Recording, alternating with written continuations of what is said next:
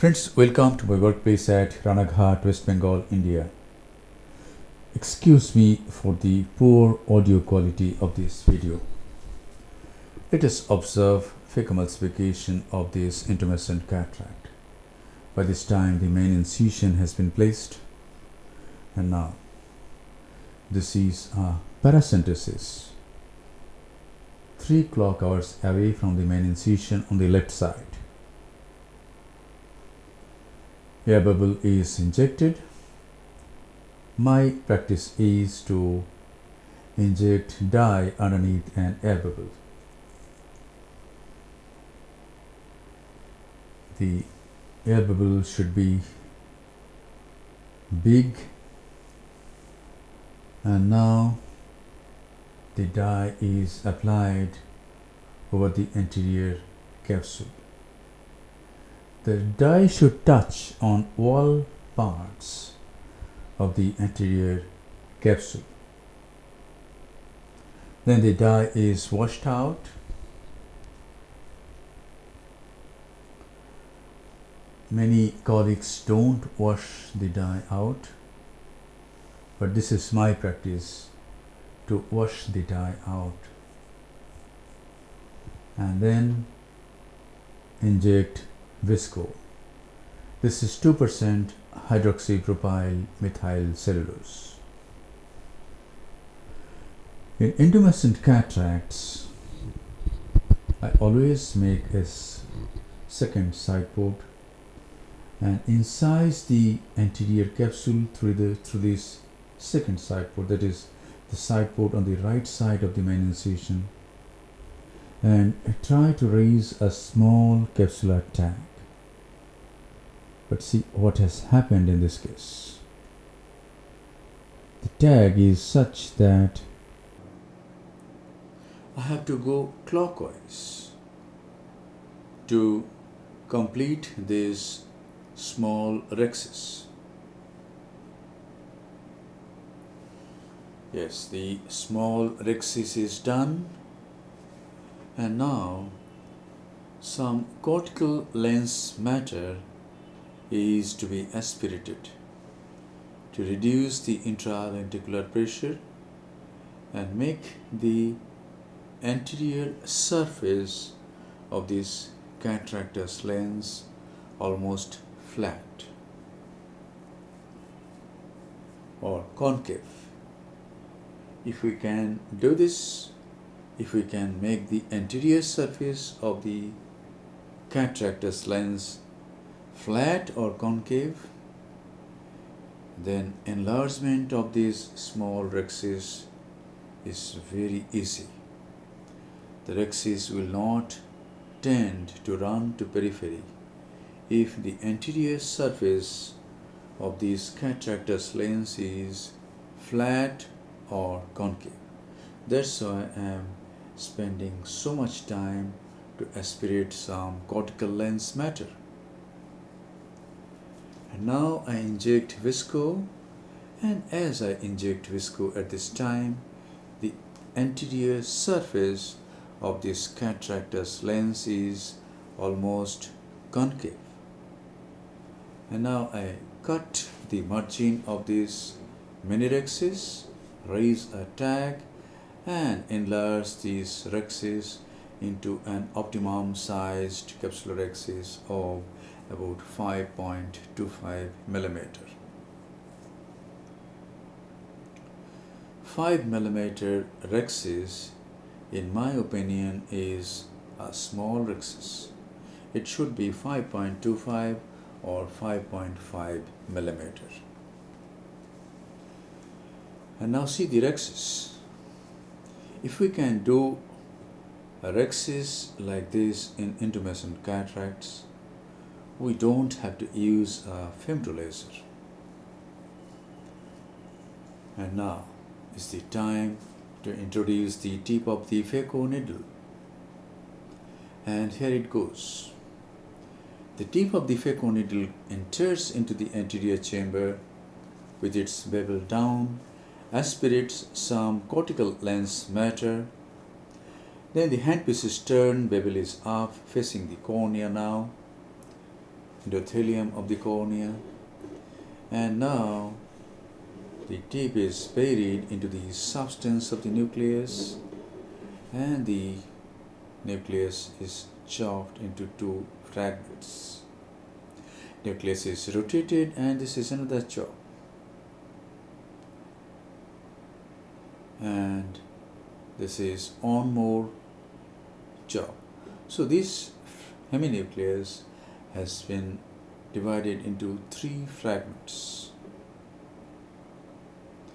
And this is the other small heminucleus, and it is also divided into three fragments. So we have divided the nucleus into 6 fragments. The fragments are not equal, but if we can divide the nucleus into 6 fragments, then emulsification of these fragments is easier. Ultrasonic energy used in this case is 65%. Flow rate is 45 ml per minute, and vacuum is 450 millimeter of mercury. And now this is the last nuclear fragment. At this time we have to be very cautious. We can decrease the parameter, that is, we can decrease the vacuum, we can decrease the flow rate. And now inject some visco, and in this case I am going to use 23 gauge Simcoe Cannula for aspirating the cortical lens matter. I am enlarging the main incision because I am going to use a B cartridge to implant the intraocular lens. The size of the main wound is about 3 mm now. And now in this case I attempted use of bimanual irrigation aspiration, but I could not remove the cortex comfortably with bimanual irrigation aspiration. It may be because I don't use bimanual routinely,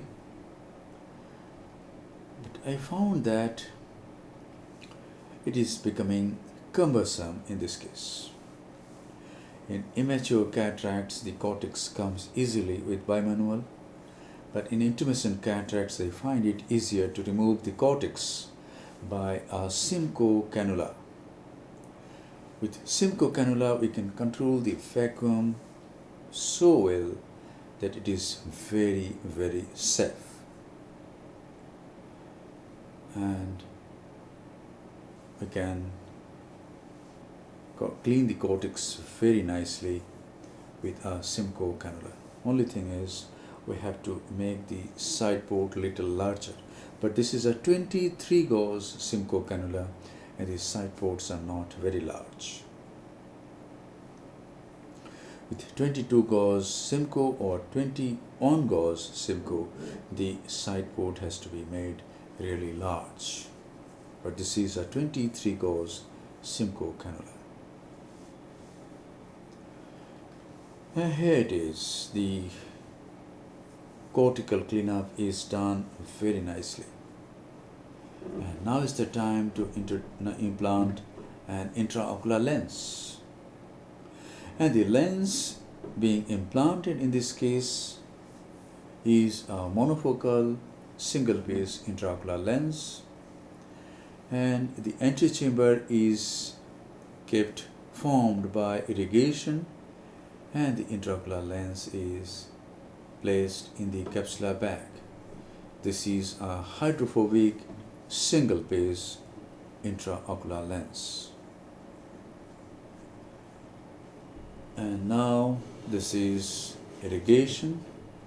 It comes through main, it is injected, it is placed through the main wound. Whatever visco was there in the lumen of the cartridge comes out at this time. This is closure of the side ports.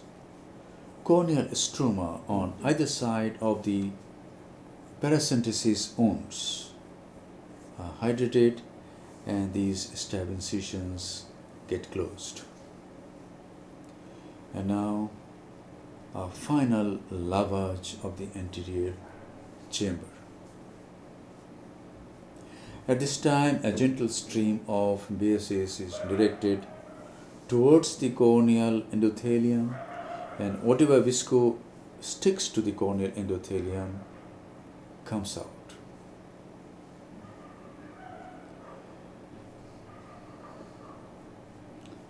And here it is.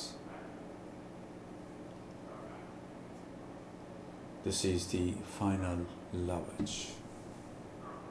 See, so much visco was sticking to the corneal endothelium.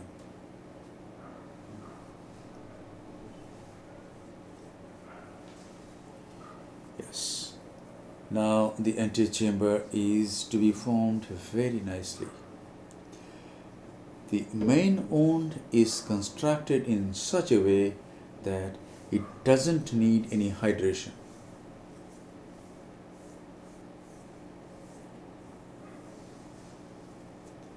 And now, this is how the antechamber is formed, and the case is concluded.